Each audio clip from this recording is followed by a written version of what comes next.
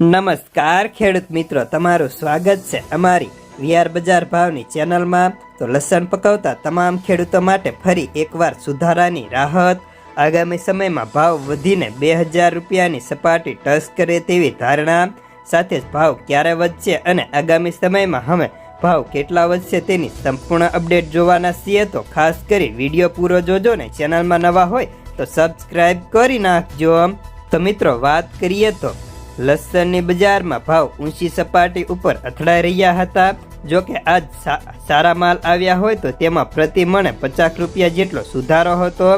દેશવારમાં પણ મધ્યપ્રદેશ અને રાજસ્થાનમાં લસણના ભાવમાં કિલોએ 2 થી લઈને 4 રૂપિયા જેટલો સુધારો હતો। એટલે વાત કરીએ તો 40 થી લઈને 100 રૂપિયા જેટલો સુધારો પ્રતિ 20 કિલોએ આજે થયો હતો। લસણમાં એક વર્ગ મોટી તેજી છે અને એક વર્ગમાં મંદીના અથડાવામાં સ્ટેબલ રહી હતી। જ્યારે આ વર્ષે ક્રોપ સારો છે, પરંતુ ક્વોલિટી માલ કેટલો આવે છે તેના ઉપર જ આગળની બજારનો આધાર રહેલો છે। જ્યારે હાલના તબક્કે કોઈ મોટી મૂવમેન્ટ થાય તેવા સંજોગો દેખાતા નથી, પરંતુ બજારમાં આગળ ઉપર જો ભાવ થોડા વધશે તો સૌરાષ્ટ્રના ખેડૂતોની વેચવાલી વધી શકે તેવી ધારણા છે। ખેડૂતો નીચા ભાવથી લસણનું વેચાણ કરવાના મૂડમાં નથી। સારા ભાવ આવશે તો જ વેચાણ કરે તેવી ધારણા છે। જ્યારે વાત કરીએ તો રાજકોટમાં આજે દેશી લસણની 2500 કટ્ટાની આવક હતી।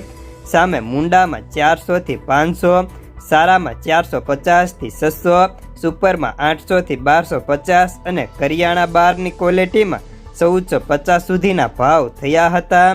જ્યારે જામનગરમાં 1700 કટ્ટાની આવક સામે ભાવ 420 થી 1381, ગોંડલમાં 3400 કટ્ટાની આવક સામે ભાવ 471 થી 1661 રૂપિયા પ્રતિ 20 કિલોએ બોલાતા હતા।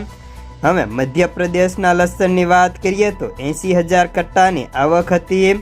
સામે દેશના 4000 થી લઈને 9000 તો ઊંટી ક્વોલિટીની અંદર 4000 થી 11000ના ભાવ પ્રતિ ક્વિન્ટલે બોલાતા હતા। તો બસ આજના લસણના સમાચારમાં આટલું જ।